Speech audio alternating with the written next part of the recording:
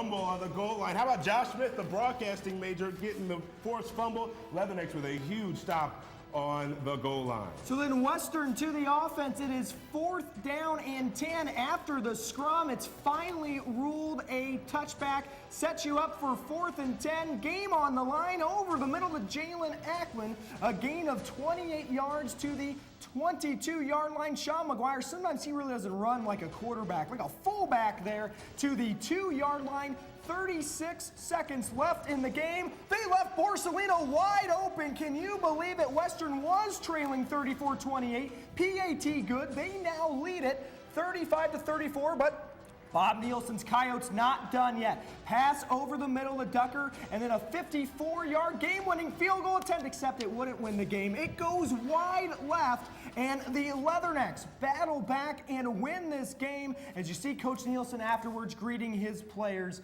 Another week and another exhilarating win for the Fighting Leathernecks, moving to 6-2 overall. They take it 35-34. Steve McShane, big day on the ground. Lance Lenore also has another 100-yard receiving game. That just is pretty prim and proper for him now. And Western will prepare for 2 consecutive home games, beginning this weekend with a 1 p.m. tilt against Illinois State. Let's focus on high school football for a little bit. Playoff time is upon us with several area teams in first-round action over the weekend. A WIVC showdown in the first round of the playoffs. Greenfield Northwestern at Mount Sterling. Brown County pick it up in the second quarter, where quarterback Joe Hendricker fumbles the handoff for the Hornets to running back Darian Drake. The ball is recovered by defensive back Blake Steckel for the Tigers. That would then lead to a 30-yard touchdown run by the Greenfield Northwestern fullback Jacob Foyles.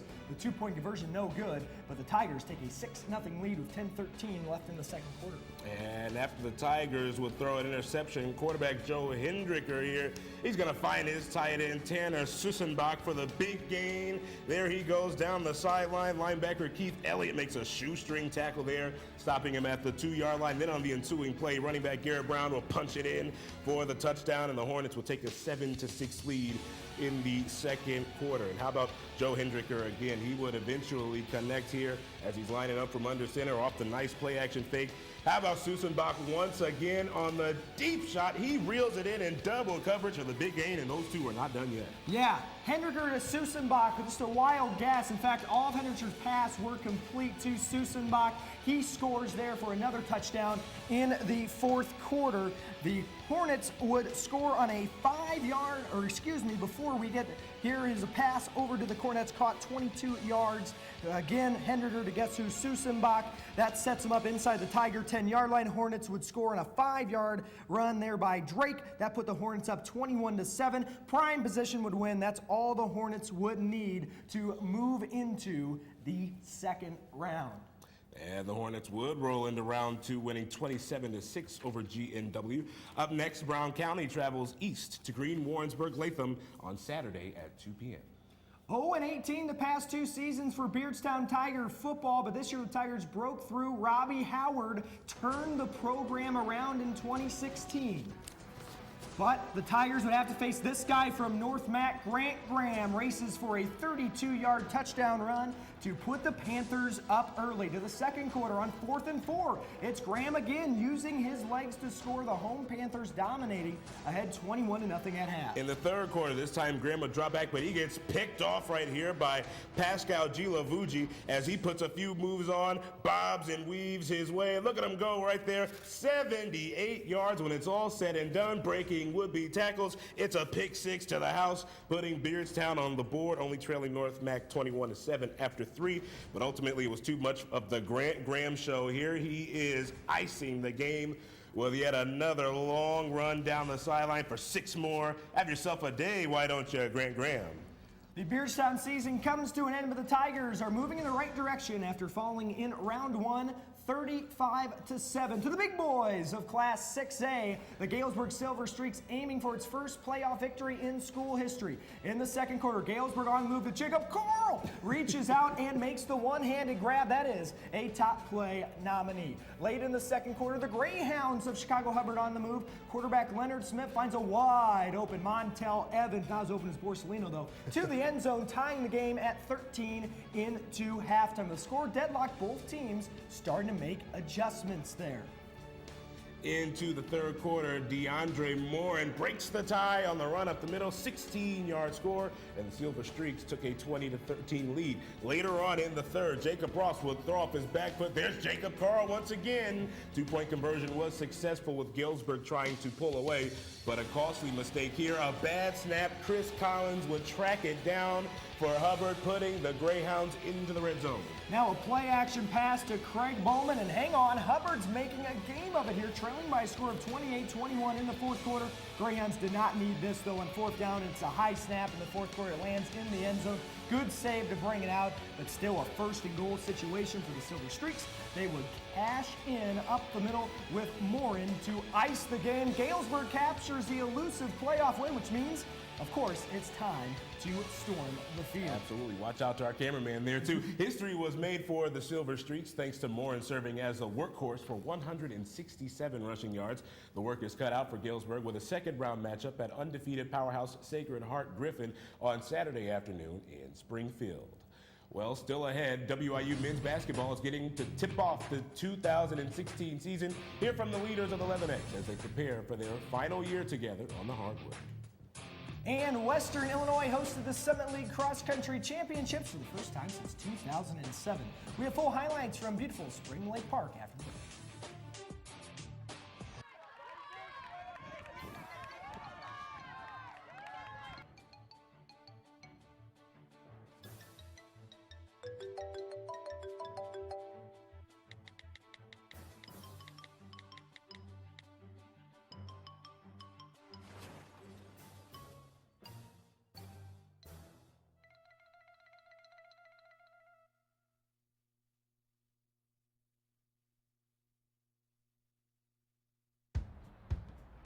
Taught him how to hit a baseball, how to hit a receiver, the strike zone, the net. You taught him how to hit the upper corner. You even taught him how to hit the open man. But how much time have you spent teaching him what not to hit?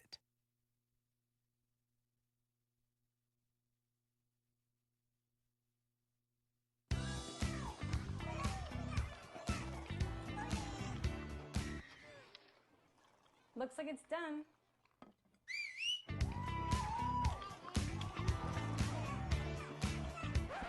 Don't let salmonella get funky with your chicken. On average, 1 in 6 Americans will get a foodborne illness this year.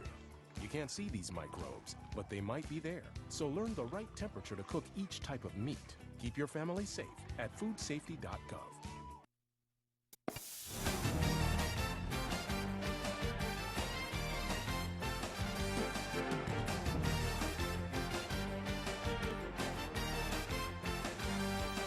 Welcome back. WIU hosted the Summit League Cross Country Championships on Saturday. The women ran a 6K course. The men's participated in an 8K on that very dynamic course of Spring Lake Park in Macomb. Absolutely. Let's go there now. It's just a beautiful day for Summit League Cross Country Championships at Spring Lake Park. Up first was the women's race, and the girls coming around the corner. Western Illinois' Madison Leffler would hold strong, holding off Emma Nelson of South Dakota State. There she is right there taking that one. But in first place from South Dakota State was Emily Donné, and Leffler finished in 38th place with a final time of 23 minutes, 39 seconds. To the men's race a little later, Nicole Beebe as well finishing for Western Illinois. Big packs, of course, run. Grant Kaiser leading the way for Western Illinois. And you see North Dakota State IUPUI in front. And then Grant Kaiser, might see him a little bit later, maybe see him behind me. He's keeping pace with the Bison runners in the process. But the top runner of the day on the men's side would be Kyle Murphy of IUPUI. He comes in the final time of 25 minutes and 8 seconds. Grant Kaiser leads the way for WIU, 26 minutes, 51 seconds in a strong finish. And second on the Leathernecks, Lucas Wengler, nearly a minute behind Kaiser in 36th place overall. Start with the women's results. The University of South Dakota comes out on top for the third year in a row, followed by North Dakota State, and Western is there in 8th place. And over to the men's results. To South Dakota State comes away, wins it all, followed by IUPUI. Western Illinois finishes 6th out of 7 teams in the championship. Let's shift the focus to men's basketball. The Leathernecks will head back to the court for the first time in 2016 in exhibition action. That's right. We caught up with head coach Billy Wright and his senior leaders who told us what their biggest goal of the upcoming season is. Just to win, basically. I mean, that's all that's on my mind. I mean, especially with the struggles we've had the past couple of years, that's all I want to do is win to make it back to the conference tournament. Give it your all, you know. Just let everything out on the floor every single game and just do everything we can to make this a great season, great last season. Win, win, win. This last go around, so I'm really just trying to get as many wins as possible, take our team to the championship, get a lovely ring. I think that's priceless. I think that's, you know, what every head coach wants going into a new season is some leadership and some experience. And with those three guys, Mike, Jabari, and Garrett, we definitely have that. They've played a lot of minutes. They've been in a lot of big-time ball games, and you know, just looking for them to be consistent throughout the course of this year. Consistency is something the Leathernecks know they are going to need, not only from their senior leaders, but from the entire team as well. Not just be either a second half or first half team or first half the season, second half the season team, but be consistent throughout the whole season, and I feel like we'll be able to get some hardware. From summer to now, we've made tremendous steps, and you know, we continue to get better every day as a team, and that's not going to stop until the end of the season. Younger guys definitely have to come along fast and grow up fast. That's a big thing coach is harping on, that we really need them to step up, especially guys because they didn't play that much last year. And this summer, they've developed a lot, though, in this preseason, so I'm excited about it. While the goal to win is very clear, the guys still appreciate the time that they've been able to spend with each other, both on and off the court. Man, it means so much to play with those guys. You know, coming here to Western Illinois, I didn't know a single person. And those were the first two people I met here, and, you know, they're my ride or die guys till the end. And it just means so much that I was able to play, you know, next to them for 4 years, and I just can't wait for this year. Those are, of course, those are two of my best friends. Obviously, I came in here with them, and we're just really excited to get the season going and go on a good note, hopefully. Those are my boys. We're day ones. We've been doing this since we came in here. Low-key, all of us been starting since freshman year, so it's going to mean the world definitely to finish with them.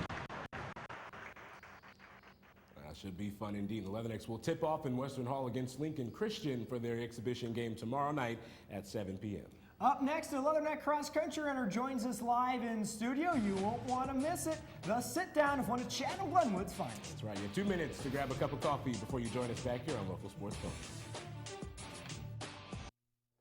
I think just working with everybody in the newsroom, everybody has such a great camaraderie. All the opportunities that I've been given here have just been amazing to expand on that resume. I try not to beat myself up on the mistakes I make because there's so many opportunities. Just giving that experience, and this is how I got to do things in the real world, is really what the broadcasting and journalism department has done for me. When you have a really good show and that everybody nailed it, I mean, that's one of the best feelings in the world.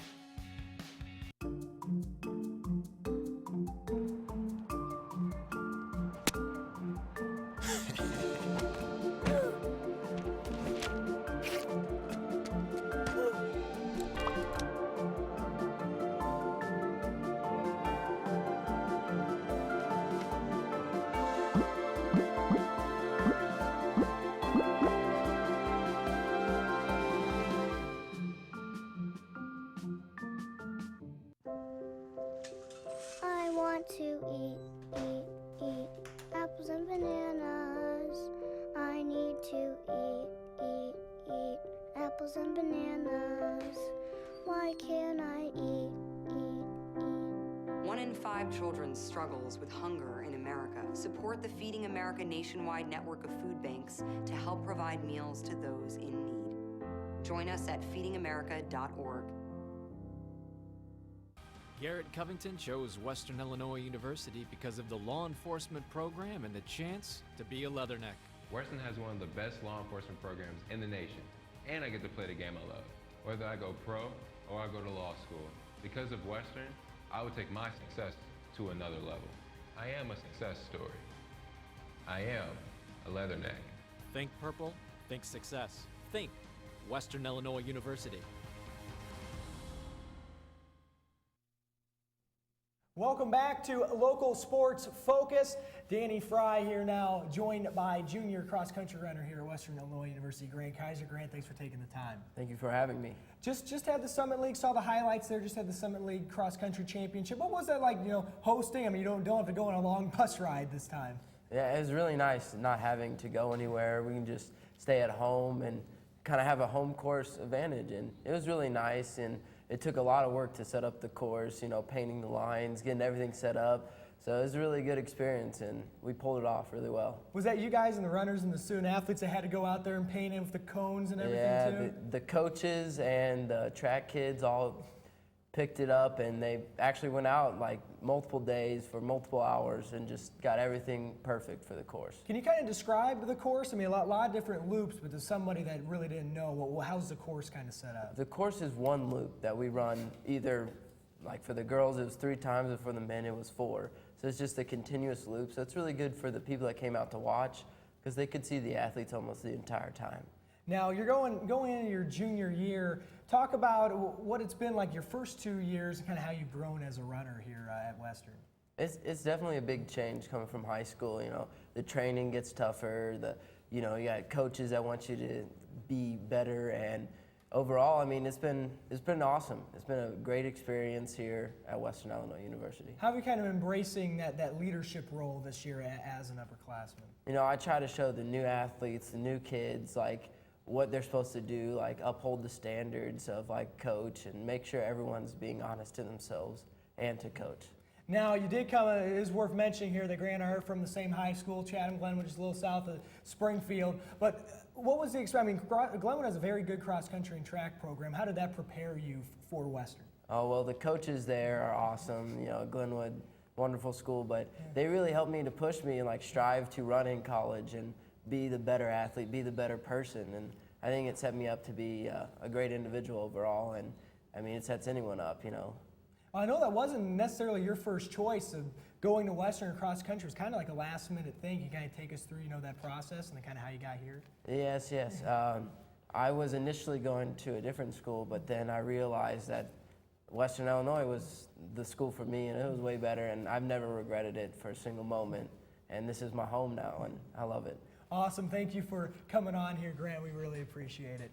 So when we come back, we'll break down the week's 5 best plays. Top Cuts coming up with a special guest anchor. You're watching Local Sports Focus.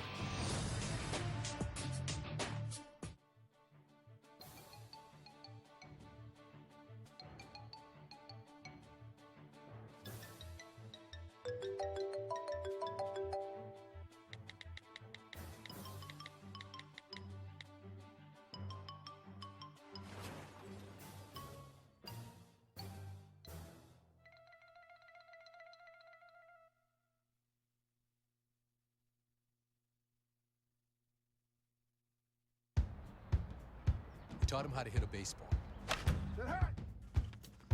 how to hit a receiver, the strike zone, the net.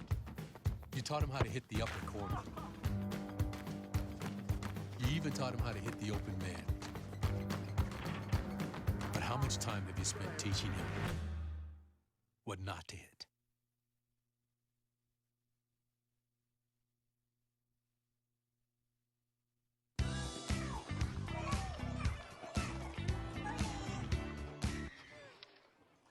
Looks like it's done.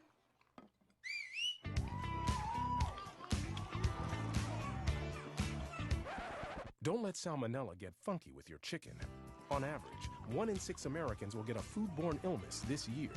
You can't see these microbes, but they might be there. So learn the right temperature to cook each type of meat. Keep your family safe at foodsafety.gov. Well, we promised you a special guest, and look who we have here. It's the Director of Sports Broadcasting at Western, Sean Ingrassia. How you doing, Sean? I'm doing great. Thanks for having me on, fellas. Oh, yeah. Business casual, Business casual. on I don't Wednesday? wear ties. Let's be Somebody honest didn't here. get the memo. All right, well, Top Cuts. Take it away. Why This don't is you your take it thing. away? Top Cuts. A lot of exciting plays over the weekend. We have 5 for you. And Rhetoric, you going to start us off? Actually, Danny's going to start. Class 6A playoffs. It's Jacob Carl with the casual one-handed catch before the Silver Streaks earn their first ever football playoff victory. And let's go to number 4. Pascal Gilavugi will put on a few moves as he makes the interception here. Bobbing and weaving his way down that sideline. 78 yards later, a pick 6 for Beardstown, putting them on the board in the first round of the playoffs. Now, Sean, now it's over to you in the middle. To WIU football for play number 3. Raise your hand if you've seen this one before. You two certainly have. Last opportunity for the Leathernecks. Joey Borsellino wide open in the end zone. Check out McGuire. Wait a second, 1, 2, only 10 defenders for South Dakota. That's with 32 seconds left to go in the game. The extra point by Nate Knuffman would give Western the victory. And over to number 2. Hey, why not more Leatherneck football? We saw this one earlier. How about the broadcasting major, Josh Smith with a hit stick over Trevor Bama. Recovered to the end zone by Macomb's own Brett Taylor. Let's take one more look at that one in slow-mo. Taylor falling on it in the end zone for the touchback. And that's actually going to lead us to play number 1 of Top Cuts, gentlemen. Here, the first episode of the Pigskin Preview in 2011 here at the beautifully renovated Hanson Field. And thank you for joining us this year alongside the head coach of the Western Illinois football team, Mark Hendrickson. I'm Sean Gracia. You're not business casual there with Coach Hendrickson. 2011, I had to do it. Yeah. Wow, that's when before I slimmed down a little, fellas. Sometimes you got to hit the treadmill to look how you feel.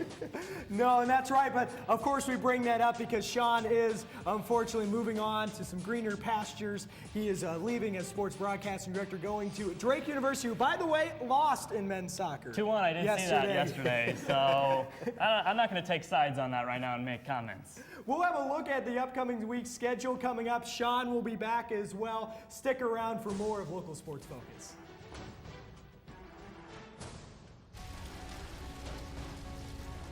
A single ember from a wildfire can travel over a mile. That ember can ignite and destroy your home or community. You can't control where that ember will land. Only what happens before it does.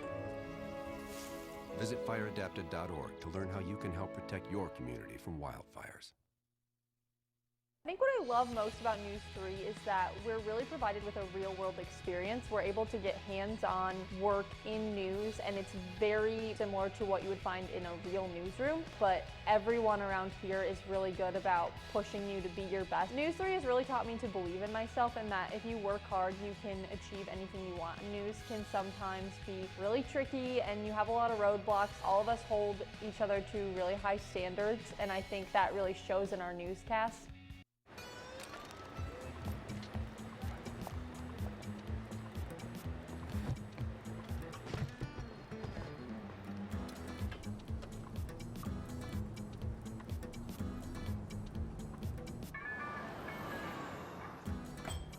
It's a short ride from your neighborhood to your naturehood. To find a neighborhood park or green space near you, visit discovertheforest.org.